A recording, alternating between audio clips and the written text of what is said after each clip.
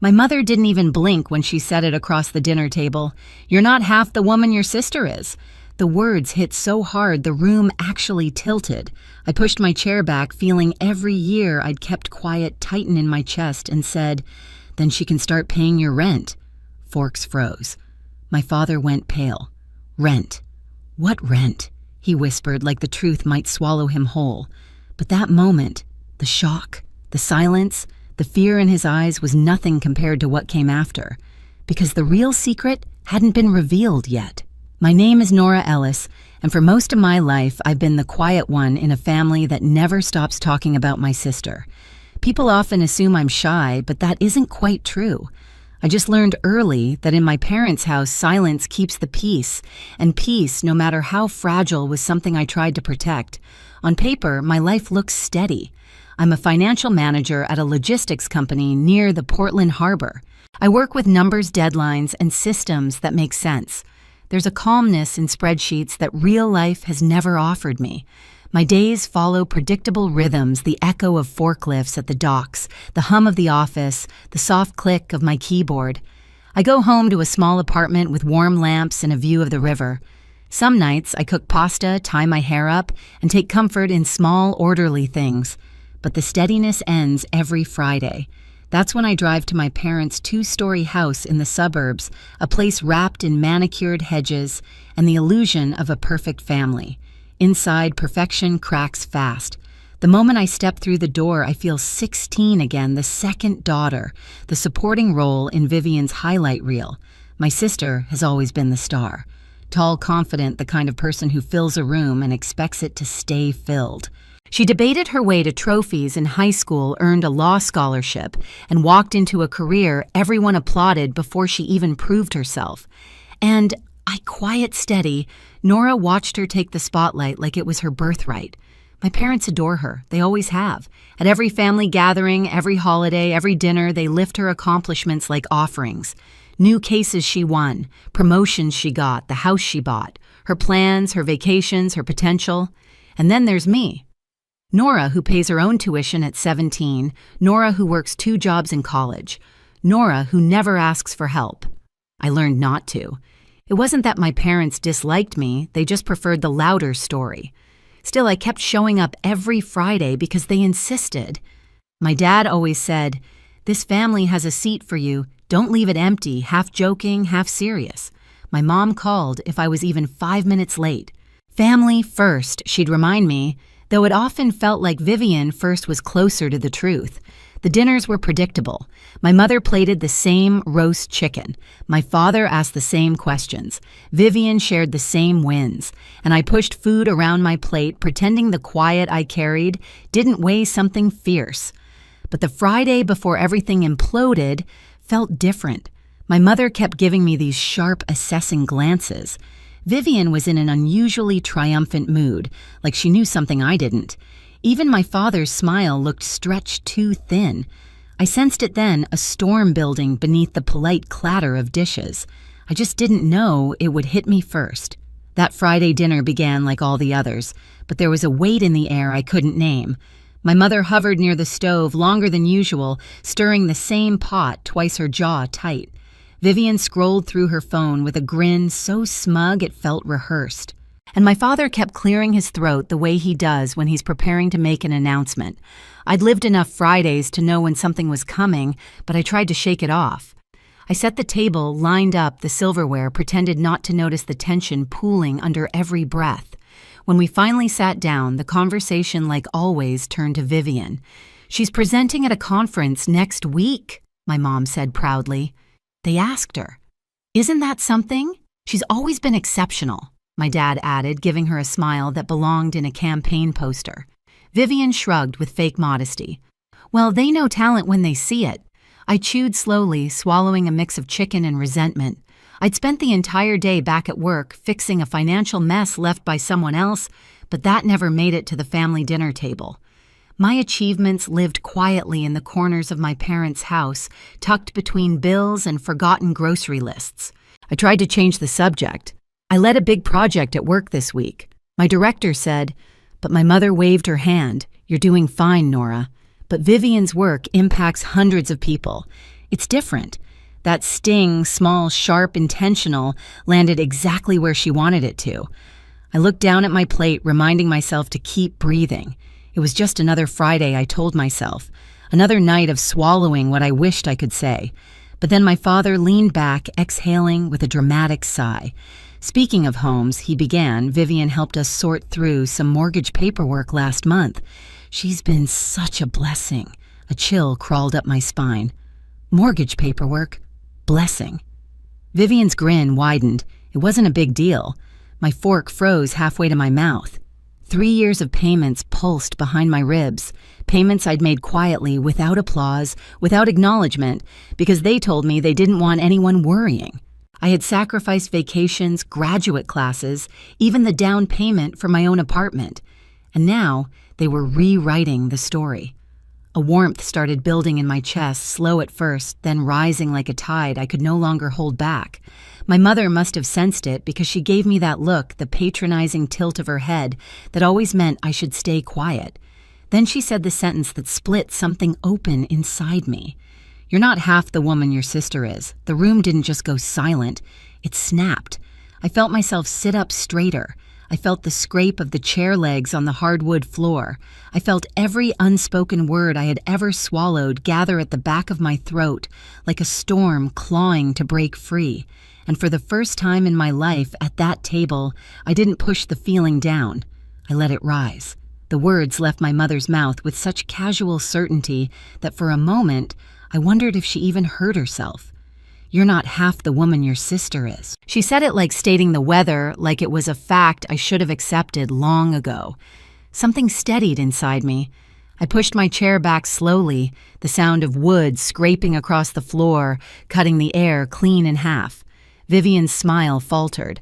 My father looked up, startled, as if he'd forgotten I was even sitting there. I met my mother's eyes, my voice calmer than I felt. "Then she can start paying your rent." Silence slammed into the room. My father blinked. "Rent what rent?" His voice cracked, almost pleading. I didn't flinch. "The mortgage payments." For 3 years, 3 pairs of eyes widened at once, shock denial and something close to fear flickering across their faces. I felt a strange lightness, like I had finally stopped carrying a weight no one else even knew existed.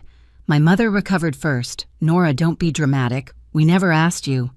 "You did?" I cut in my voice, steady. "Every month. Just this once. We'll handle next month. Don't let the bank send a notice. I have the payments, I have the bills, I have everything." My father's face drained of color. "You shouldn't bring that up now, it's not appropriate." There it was, the dismissal, the minimization, the attempt to shove the truth back into the shadows where they preferred me to live. I stood fully, hands on the back of my chair. What's inappropriate is pretending Vivian saved a home I paid to keep standing. Vivian finally spoke, her voice thin. "Nora, maybe you misheard. Maybe Mom didn't mean, but I wasn't listening anymore." I watched them scramble to reframe the story, to mold it into something comfortable for them. And for the first time, I didn't shrink to fit that version. Something inside me clicked, sharp, clear, irreversible. Without another word, I walked out of the dining room, grabbed my coat, and stepped outside into the cold Portland air. My breath shook, but not from regret. It was the shock of hearing myself stand up after years of sitting down. That night back in my apartment, I opened my laptop, scrolled to the automatic monthly payment, and clicked cancel. A small box appeared. Are you sure this time I was? Canceling the payments should have felt like closure, but instead it cracked something open. For the first time in 3 years, my bank account didn't drain on the 15th. The silence from my parents was loud enough to rattle the walls. I started running along the river in the mornings. At first, it was just to quiet the shaking in my hands, but soon, the rhythm of my feet on the pavement became something like freedom. I joined a Thursday cooking class at the community center. I learned how to make homemade pasta and how to laugh with strangers who didn't know a thing about my family. I even let some friends drag me on weekend hikes around Mount Hood, where the air felt cleaner, like it hadn't been breathed by expectations yet. With distance, I saw everything more clearly. Every, just this month, every don't tell anyone, every time they'd praised Vivian while I paid the bills in silence. And then came the photo. It arrived on a Sunday morning from Mrs. Jensen, my parents' elderly neighbor who had a habit of noticing everything. She texted me a picture of my childhood home with a banner stretched across the porch. "Congratulations, Vivian, for preserving the family home." My entire body went still. Preserving Vivian. My throat tightened as I stared at the banner, my hands numb. Every late-night transfer, every sacrifice, every time I'd told myself family comes first, all of it rewritten like I'd never been there at all. I didn't cry. Not this time. I felt something else, something sharper, steadier. I walked to the dining table, pulled out the folder where I kept every payment and bill I'd printed over the last 3 years, and began to organize them, date by date, month by month. It looked less like a stack of papers and more like a quiet autobiography of sacrifice. That's when Sarah called. "Nora, I think you should know," she whispered. "Your parents are planning a family appreciation dinner next month. In Seattle. They asked me to make the slideshow." I braced myself. Let me guess. It's about Vivian. It's worse than that. I could hear the discomfort in her voice. They want to highlight her as the reason the house was saved. They gave me captions. They're calling her the anchor of the family. Anchor, savior, hero. All words I had earned but never received. "Send me the file," I said. She hesitated. "Are you sure?" "I'm very sure."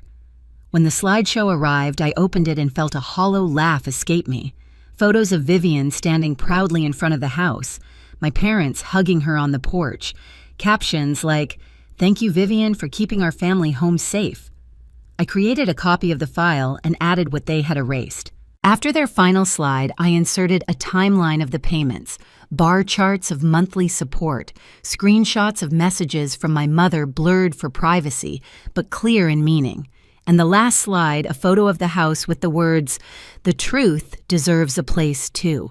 I saved the file to my laptop, to the cloud, and onto a USB drive I kept in my bag like a heartbeat. Weeks passed. I moved into my new apartment in Seattle, bright quiet, with floor-to-ceiling windows that looked out over the skyline. I bought a light gray sofa, a small oak table, and one tall bookshelf. For the first time in my life, I walked into a home that belonged entirely to me. And then the invitation arrived. A message from my mother, family appreciation dinner.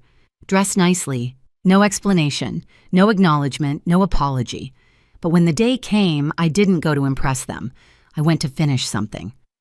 The restaurant in downtown Seattle glowed with soft amber lights. Through the glass, I saw familiar silhouettes, my parents' Vivian, in an emerald dress, relatives I hadn't seen in years. Everyone dressed like they were attending a ceremony. And in a way, they were. I waited by the doorway, unseen, as my father took the microphone. "We are here," he began proudly, to honor our daughter Vivian, the one who stepped up during difficult times, who helped us keep the home that has been in our family for decades. Applause, smiles, cameras flashing. The slideshow started.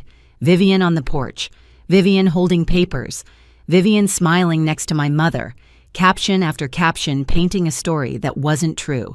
Then the screen flickered. A bar chart appeared. Then another. Then the dates, the payments. 3 years of financial support mine spread across the screen in unforgiving clarity. The room went silent. My parents froze. Vivian's mouth fell open. I stepped forward into the light.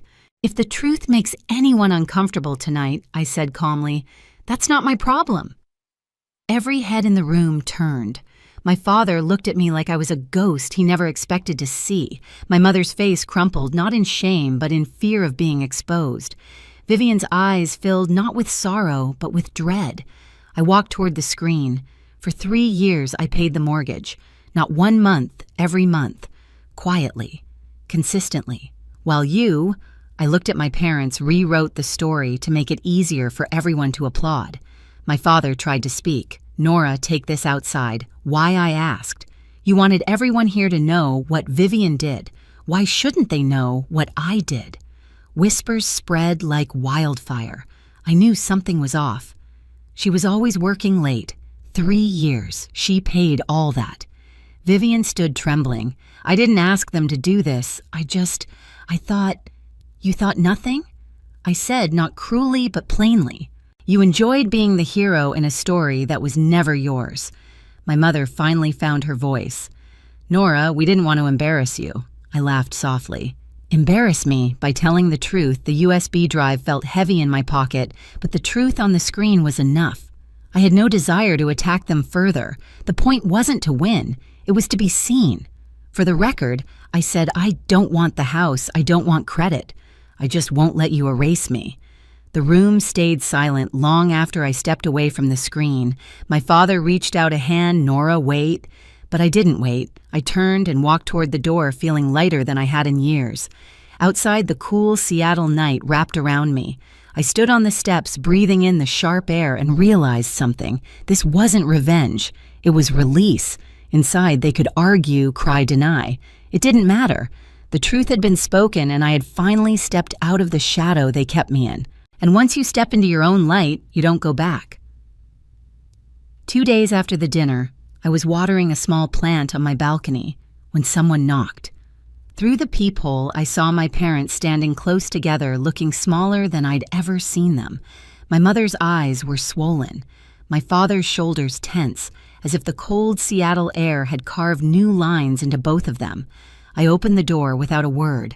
They stepped inside, slowly scanning my apartment like they were entering a life they'd never imagined for me.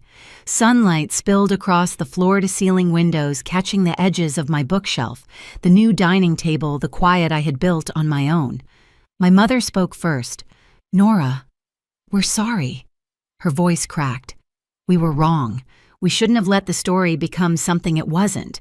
We shouldn't have asked you to carry so much alone, my father added. We talked. We want your name on the house. You earned it. I let the words settle, not with bitterness, but with clarity. I don't need it, I said. I have a home now, my own. What I needed was respect and honesty, not a deed. They fell silent. My mother's hands shook. My father looked at the floor like the truth had finally dragged him somewhere unfamiliar. I'm not angry anymore, I said quietly, but I'm done disappearing. If we rebuild anything, it has to start from that. Something in the room shifted. Not forgiveness, not yet, but an opening. A place where we could breathe without old stories crushing us. When they left, the apartment felt even brighter. I walked to the balcony, looking out over the skyline, realizing I had crossed a line there was no returning from. And for the first time, the future felt entirely mine. I stood on my balcony long after the door closed behind my parents, watching the Seattle lights blink against the dark. For years, I thought keeping the peace meant keeping quiet. But the truth is, silence doesn't protect you. It erases you. Choosing myself didn't break my family. It finally broke the story that kept me small. And maybe that's the real beginning. If you've ever carried a burden in silence or been written out of your own story, tell me in the comments. I read every one. And if this chapter resonated with you, hit subscribe. More stories are coming, stories about finding your voice, standing your ground, and rewriting what family means.